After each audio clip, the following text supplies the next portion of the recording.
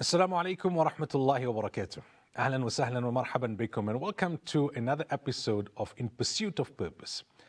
Now, in our last episode, which was the first episode, we said, okay, we're going to start by discussing the topic of happiness, because that is central and that is integral to pursuing happiness. We started off by mentioning that happiness is the most elusive thing in the world. Everyone is seeking it, but very few people find it. And why is that? So we tried to understand that by answering four questions. The first is, why is happiness so elusive? Well, because we're chasing the next. We think that happiness will be in the next achievement or milestone or accomplishment or whatever we manage to get, which we think we need to get to be happy, but it's not in material items, right? The second thing is that we focus on what we don't have rather than focusing on what we do have. We fret over the past and obsess over the future, but we forget to enjoy the present. So those are some of the reasons as to why happiness is elusive. The second question we then asked was, what is happiness? I mean, how would you define happiness? And we said that if you look at what the scholars say, the scholars of Deen, together with what the psychologists and other experts say, it'll boil down to this, that happiness is the consistent mental and emotional state of well-being. It has more to do with your internal condition than your external circumstances. It's not a destination that you arrive at, it's a manner of traveling and a method of traveling. The fact that you go searching for happiness is what makes it elusive. You can't search for happiness. You have to exercise happiness as a choice. You have to choose to be happy. The third question which we unpacked is, what is the composition of happiness, right? What's it made up of? And we said 50% genetics, that you're either genetically blessed. Some people are just more bubbly and happy-go-lucky, and other people less so, right? On the other hand, 10% of happiness is dependent on circumstances. What's happening around you? I mean, are you in a safe environment, unsafe environment, stable environment, unstable environment? That also is out of your control. So 60% is pretty much out of your control. 40% it relates to the actions that you do or you don't do, and that is pretty much in your control. So what is out of your control, you accept Allah's decree. And psychologists today tell us that when the choice is taken out of your hands, it's actually better for your happiness. And the other 40%, that's where you make an effort to do the best that you can do. We then came on to the fourth question, then, okay, that if happiness is a choice, right, like we had explained early on, how then do you choose to be happy? And the answer to that is to embrace the happiness portfolio, which comprises four things. The first is Iman and faith. The second is family. The third is community. And the fourth is the self. So we were busy talking about Iman, the first of those four. We said if Allah is happy with you, then you'll be happy. If Allah is not happy with you, you'll never be happy, even if everything else is going good for you, right? So that's the fundamental point that you can't escape. We also explained that our deen advocates ingredients that will make us happy. The one is optimism.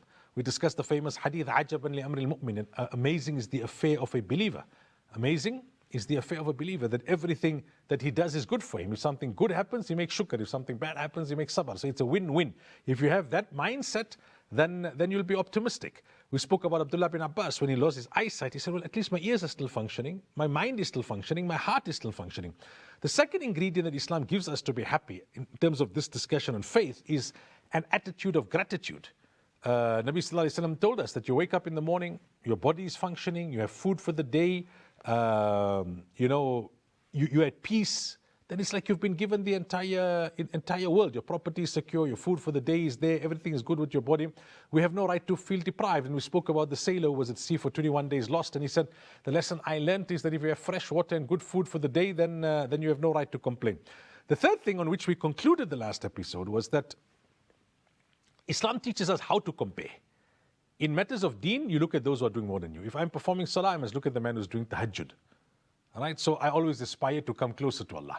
But in matters of dunya, always look at those lower than you. There'll always be somebody who has something you don't have. There's no one human who ever did or ever will have everything.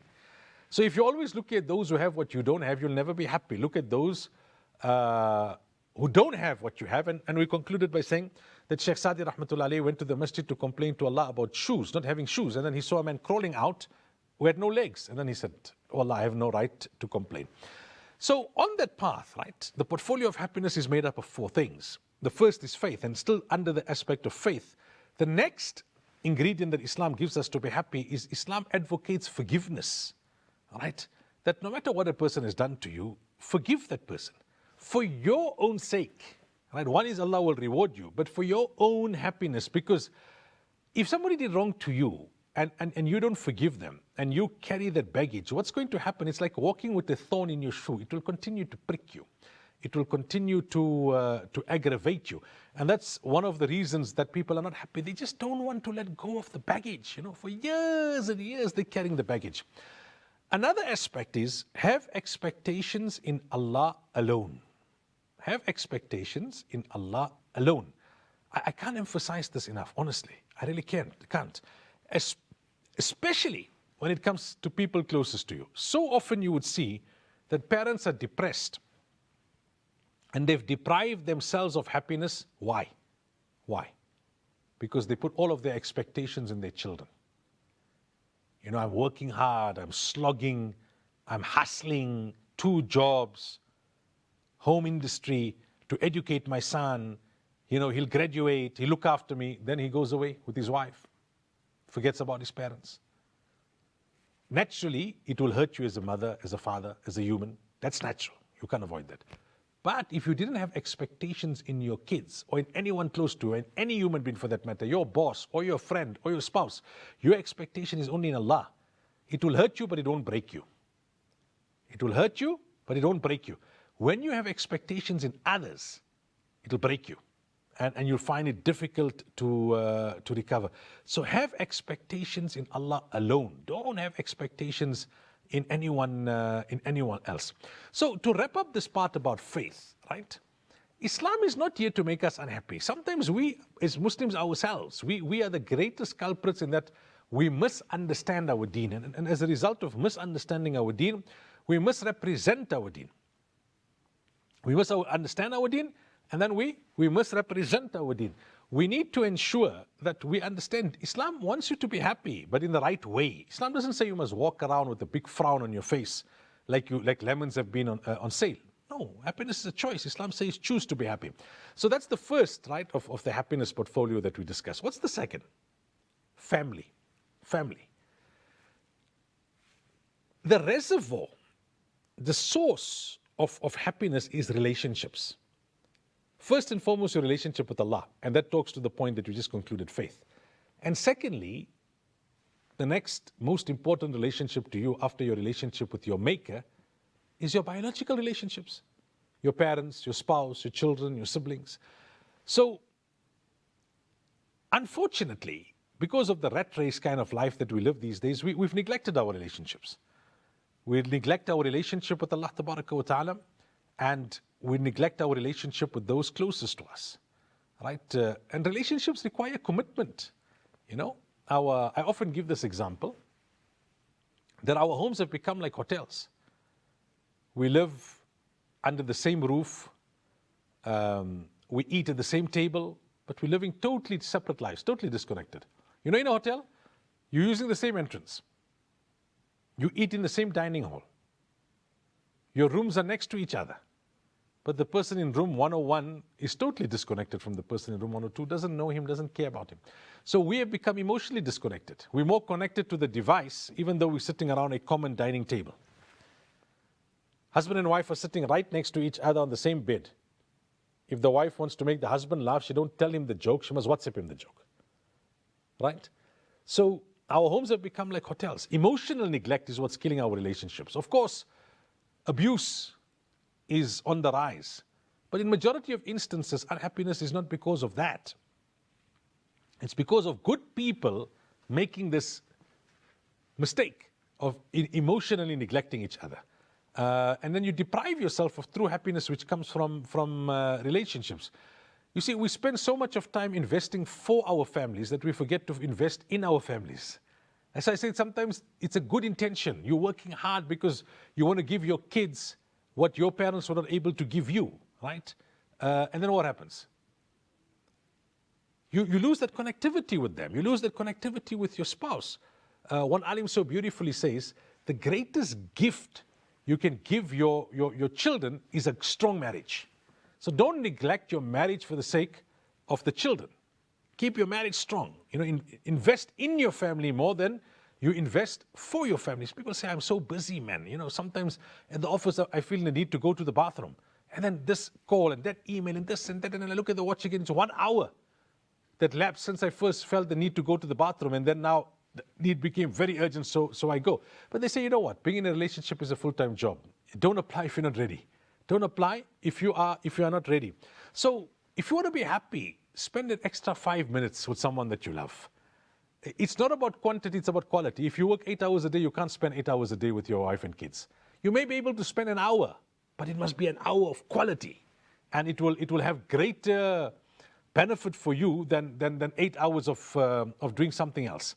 See, we sometimes become slaves of our jobs, of our careers and our professions, but there will come a time, whether you work for yourself or you work for a company, that somebody else will make a decision in the interest of the company or the profession. Right? Then you'll feel very, dejected. You'll feel betrayed. 30 years I was there, 40 years I was there, and then some young upstart came, and then they just gave me one dinner, one watch, and they set me into, they put me into retirement. By that time now you want to compensate and spend more time with your spouse. If your spouse is still alive at that time, or still healthy at that time, now you're disconnected. You want to spend time with your children, but they are in their own rat race. So you overcompensate now by then spending more time with your grandchildren and indulging them. So invest in your family more than you invest for your family. After the break, I want to share with you an anecdote to elaborate on this point.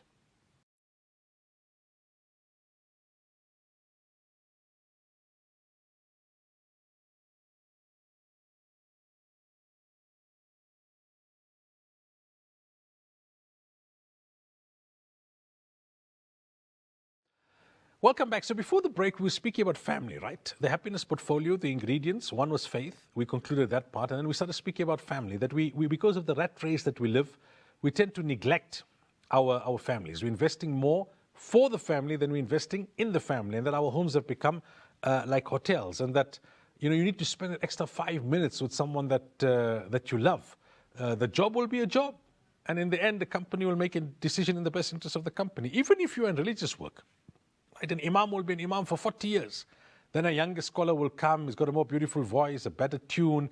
The imam's knees are not what they used to be, taking him long to come up from sajda. His voice has gone croaky. He's struggling in the early cold mornings of winter.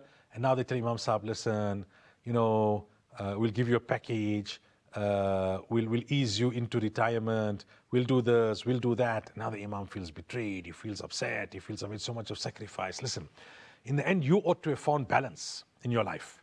Whether you were doing religious work or whether you were in a profession or whether you were in a business, you ought to have found balance. There was a survey, a global survey done amongst men in their 50s. And they were asked this one question, that what is your biggest regret in life? What is your biggest regret in life? Can you guess how the majority of them responded? They said, we spend too much time focusing on our careers and too little time with our families. Too much time focusing on our careers and too little time with our family. I once went to a doctor and he said to me that one day he had a patient and it was a lady and it was late in the day and she told him, doctor, are you not going home? He said, yeah, I'm so busy and I'm going to see two more patients, then I'll go home. She said, listen, have a cut-off time and go home. She said, my husband worked very hard. He had this ambition of retiring at the age of 50. And then he said, we'll have enough time and enough money. And at the age of 49, he met up in an accident and passed away. The money is there, but he's not there. Right? How many people? No, we're working hard, we want to educate the kids, we want to pay off the house. And just as all of that gets done, the one spouse diagnosed with cancer and gone. Now, the remaining spouse remarries and enjoys the money with somebody else, and the kids are, like disgruntled. And my mother worked so hard. Now the other mother came and she's enjoying the fruits of my mother's labor. Well, such is life, and life is such. We ought to find that balance because later on will be too late. The greatest irony of our lives is that we treat the people we love the most the worst. At work, you're swearing your boss in the heart, but you're smiling at him because you need the paycheck. You're swearing the customer in your mind, but you're smiling because you need the deal. You're frustrated with the supplier, but you know, hey, I can't get it at this price anywhere else, so you bite your lip. Now you come home and you vent everything on your spouse, on your children, the people you love the most. There was one man who was very happy in his life, and people asked him, what's your secret? He said, you see, I got a tree outside my front door. When I come home, I pause for a moment, and I imagine mentally, I visualize that I'm taking all of my stress for the day and hanging it on the tree. I'm taking all of my stress for the day and hanging it on the tree. Subhanallah. Right? And then I come home and try and enjoy those bounties which Allah wa ta'ala has given me. Not that we reserve our best behavior for outside and our worst behavior for inside. So happiness is a choice. You've got to choose to be happy. The first is your relationship with Allah, and the second is your relationship with your family. The third is community, right? How does community fit in with happiness? Remember I said, faith, if Allah is happy with you, you'll be happy. Family, that becomes your anchor, your stabilizing factor in life. That's the source of happiness, relationships. Community, if you make others happy, you'll be happy. That's the system of Allah wa ta'ala. And people who've achieved everything, money, career, fame, but they don't do for others, they're not truly happy. They're not truly happy. Then you get those people who don't have much. Society doesn't really rank them, but they give a lot to the community. You see, generally speaking, they are happy. We may feel, hey, I don't have the skills, or I don't have the time, and I'm eking out a living. By the time I come home, I'm finished, man. I mean, weekends, I just want to sleep to recover for the next week ahead. Okay, but be generous in spirit then towards the community. Wear a smile on your face. They say when the facial muscles contract, it sends a rush of blood to the front part of your brain, which in turn then will release dopamine, which is a pleasure hormone. So when you smile at people regularly, you will be happier. 1400 years ago, Nabi Sallallahu Alaihi Wasallam taught us this. لا تحقرن من المعروف شيئا ولو أن تلقى أخاك بوجه طلق. That do not deem any good as insignificant, even though you can only meet your brother with a smiling face. Then do that. Today, researchers will tell us that to smile not will only make you happy, but it will spread the happiness because a smile is contagious. So, do something for the community. It doesn't have to be a mega project, or you don't have to start your own organization, or you don't have to be part of a massive fundraising campaign. Give somebody a lift. Help somebody who's in some difficulty or hardship. Run some old lady's errands for her because she's not capable. Give your expertise and opinion to somebody who requires it without charging. Right? So that's the third part, community. The fourth part, yourself. You see, today we live in a very advanced age. It's the age of the machine, but we've become like machines, like robots. Daily routine. They call it the rut of routine.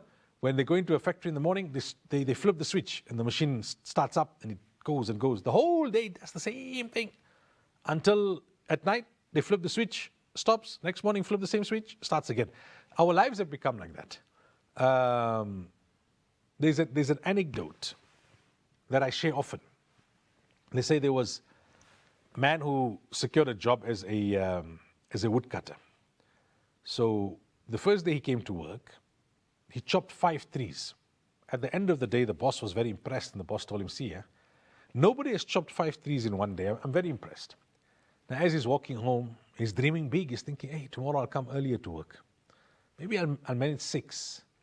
And I'll impress him even more. And hey, if I carry on like this, he'll give me a promotion, and maybe he'll make me a partner in the business. And you sing all these big dreams. So the next day he comes early, and he's putting in even more effort. He's motivated now. The boss was impressed the previous day. At the end of the day, he only managed 4. Now he's thinking, I came early, I worked harder, but I managed 1 less. Why? Anyway, maybe it was a bit hot. Maybe, the heat slowed me down. So the next day he came even earlier. He went later. He only managed 3. The day after, he only managed 2. Then it came to the next day, he only managed 1. 1 the whole day. He was so embarrassed that he went to the boss to tender his resignation. He said, I don't know what's happening. I mean, I started off with 5 and I'm only managing 1 and I feel so embarrassed. But his boss was not a boss. He was a leader. He told him, see, I've been observing you, but I wanted you to learn a lesson. You're working very hard. You're coming earlier, you're going later. Why is it that the results are diminishing? Because you're making one small but fundamental mistake. He said, what's it? He said the first day you chopped 5 threes. Your X became blunt. You forgot to sharpen your X. The next day you chopped 4, it became even more blunt. The day after you chopped 3, it became even more blunt. So you're working harder, but your X is blunt. So when we say look after yourself in order to be happy, you the X. Look after your health, your physical health, your mental health, your psychological health. Look after yourself, refresh your mind, refresh your soul, organize yourself. Don't be cluttered. A healthy body is a healthy mind. Keep fit, walk. Don't become too sedentary. The best antidepressant, they say, is a 10-minute walk. It will immediately boost the endorphins and the happy hormones will be released in your body. So we need to do a time out from the monotony of our modern lifestyles. You need to start taking care of yourself. Connect with nature. Smell the roses, as they say. Enjoy your coffee. Take up a hobby. Look at water. Listen to the sound of water. Don't be in a technological environment all the time on this device. It's not how we've been created. It's not how life is meant to be. Don't all the time be doing this, doing that, this email, that phone call, this like that like that. No. You're going to find yourself in a very difficult situation as a result of that. Rather, have a balanced lifestyle. Time for exercise, time for leisure, time for what they call it me time. Me time. That's what they call it. So, in summary, we've answered all 4 questions that we started off with in the last episode. What is happiness? It's a consistent mental, emotional, and spiritual state of well-being. It's not out there, it's in here. It's not a destination you arrive at, it's a manner of traveling. Right? Why is it so elusive? Because our approach is incorrect. We're looking for happiness in the wrong places. We focus on only what we don't have. We live too much in the past and too much in the future instead of in the present. The third, what does happiness comprise of? It's a choice. You have to choose to be happy. Right? The fourth is, how can we choose to be happy? By embracing the happiness portfolio. Faith, family, community, and yourself. Faith, family, community, and yourself. In the end, I want to reiterate the most important point I've made in this discussion. من عمل صالحا من ذكر أو أنثى وهو مؤمن. That whoever does good deeds, male or female, فَلَنُحْيِيَنَّهُ حَيَاةً طَيِّبَةً. Allah says, I will give you a good life, a contented life. وَلَنَجْزِيَنَّهُمْ أَجْرَهُمْ بِأَحْسَنِ مَا كَانُوا يَعْمَلُونَ. And I will give you a wholesome life and a happy life. So if Allah is happy with you, if you're obedient to Allah, then you will be happy in this world, at the time of death. Remember in our previous series, Allah will send you salam with the angel of death. And on the day of Qiyamah, when Allah will say, Ya ayyatuha an-nafsul mutma'inna, O contented soul, irji'i ila rabbiki radiyatan mardiyya. That come to Allah in a condition where you are happy with Allah and Allah is happy with you. Fadkhuli fi ibadi. Now enjoy the company of the special servants of Allah. Wadkhuli jannati. And enjoy Jannah, inshallah. May Allah grant us true happiness in this world, true happiness in the qabr, and true happiness in Jannatul Firdaus. Amin ya Rabbal Alameen. Assalamu alaikum wa rahmatullahi wa barakatuh.